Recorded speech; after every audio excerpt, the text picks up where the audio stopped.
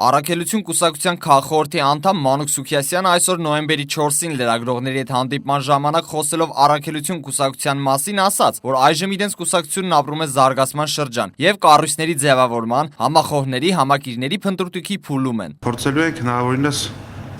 մոտ լինել դասական առումով կուսակցական շինարարության։ Ինչ վերաբերում է ներքաղաքական եւ տարածաշրջանային զարգացումներին, ներկա իրավիճակին, որովհետեւ մեկը կարծում չի կարող շղթել, որ թե ներքաղաքական, թե տարածաշրջանային գործընթացները այժմ ծավալվում են սեպտեմբերի 3-ի հայտնի հայտարարությունից հետո։ Ըստ Առաքելություն կուսակցության ներկայացուցչի, իրականում մենք ունենք օրվա իշխանություն, որը ցանկացած անակնկալ կարող է մատուցել հասարակությանը, եւ չի գործում այն հակազդման մեխանիզմը, որ ոչ adekvat քաղաքական որոշման համար հասարակությունը կարողանա իշխանությանը հրավիրել պատասխանատվության։ Որքանով է արդարացված սեպտեմբերի 3-ի հայտարարությունը եւ որքանով արդարացված չէ, դա հարցի թեպետ գլխավոր, կարևոր, բայց երկրորդ կողմն է, առաջինը այն է, որ շուրջ 4 տարի հայ հասարակությանը պատրաստել էին, որ այ մենք Վիլնյուսում ստորագրելու ենք, նախաստորագրելու ենք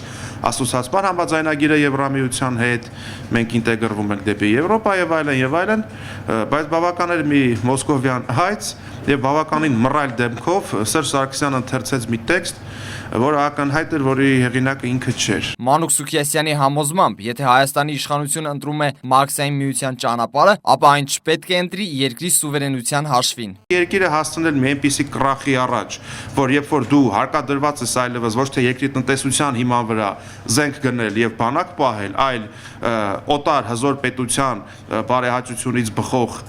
ինչ որ դրսևորումներով քո անվտանգությունը ապահովել, այնինչ ապարագան եւ հատկապես նաեւ վերջին 5 տարիներում քո ամենավոխերի մրցակցի թշնամու, չգիտեմ ոնց անունը կուզեք տնեք, Ադրբեջանի թե ռազմական թե պետական բյուջեն երկրաչափական պրոգրեսիայով քոնից զարգանում է,